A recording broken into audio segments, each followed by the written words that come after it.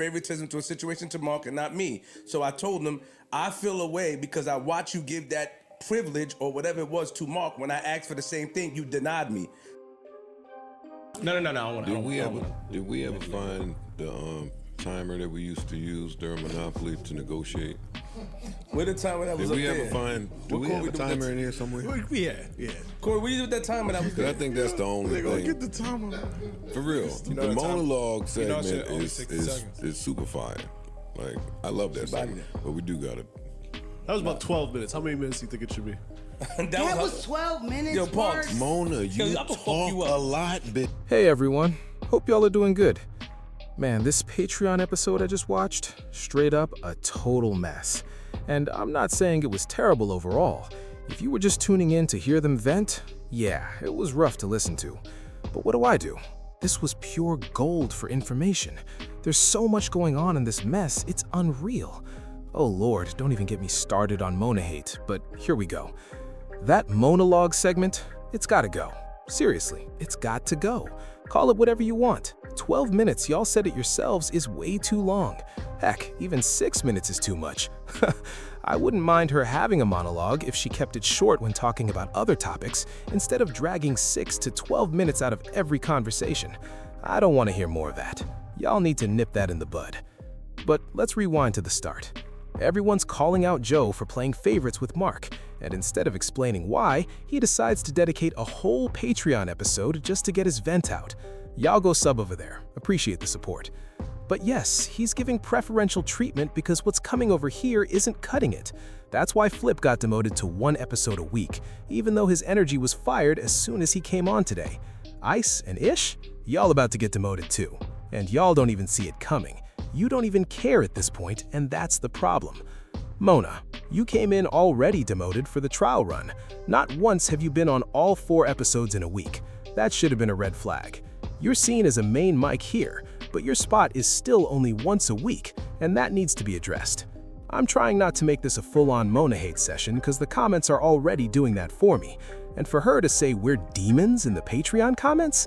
Nah, if people are saying the truth, calling it demonic doesn't work.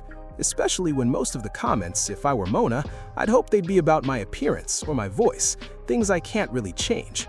But nope, everyone's saying the same thing. Mona, you talk too much. Mona, shut up. Look, I like you, I really do, but you talk way too much. Mona, you've got main person syndrome. You think you're the A mic on this show, and you're nowhere near that. And everyone is saying it? That's apparently demonic. Then you turn around and do the same thing I called you out for with Janice Hart, but now you're doing it to Sasha.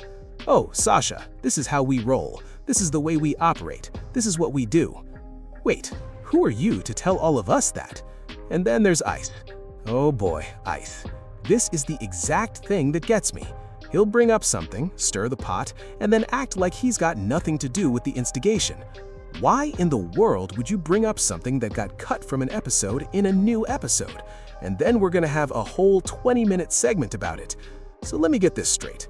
Joe cut it for a reason, and later, Flip is blowing up at Joe about something with him and Mark. Now, we're already speculating it's about his kids, but I don't think that's the whole story. Even if it is, it's more than that. It's a culmination of things. Mark can bring his kids up, and we all talk about how wild his son is, yet he's still allowed to do it. Mark can miss episodes, and we called that out months ago. He shows up on Patreon when he wants, on main pods when he wants, he moves how he wants. That's autonomy. And Mark throws low blows at everyone, yet it never gets cut. When did he go to Melissa? Not only did it stay, but they made a full segment and we profited big off it. No one else can do the same. It gets cut. When we talk about Mark, it gets cut. The Native Land podcast fight? Mark was wrong, then called Flip out for pushing him there even though Flip was right. Flip's beef with Mark? That's permanent, because Mark is seen differently. Flip has every reason to view Mark differently, especially since everything Mark's doing now. Flip was doing it first. Then he got too big in his britches, at least to Joe, and that's how it all went down.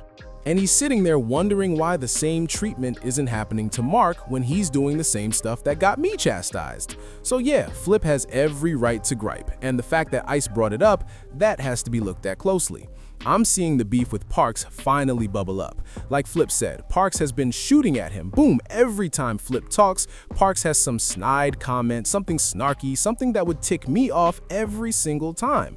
I like Parks, don't get me wrong, but if he spoke to me the way he speaks to them, we'd have had to step out onto that balcony. Then there's Sasha.